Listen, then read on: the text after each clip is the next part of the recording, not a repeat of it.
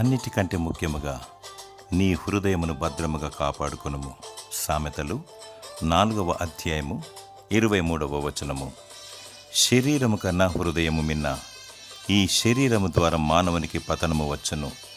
శరీరము మట్టికి మన్నైపోవును గాని హృదయములో నివసించే ఆత్మ దేవుడు పెట్టిన దీపము. ఆత్మను ఆర్పకుడి. ఆత్మ లేనివాడు దేవుని సంబంధి కాడు.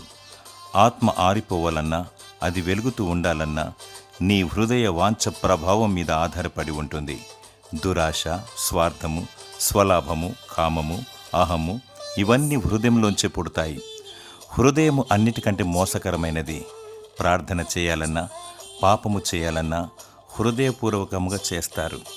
పాపపు తలంపులను, దురాశను కొట్టివేసుకొని మంచి స్వభావము, మంచి యోచన, మంచి ఆకాంక్ష కలిగి దేవునికి ఇష్టముగా జీవించాలి. ప్రాణాత్మ దేహములను భద్రముగా కాపాడుకోవాలి.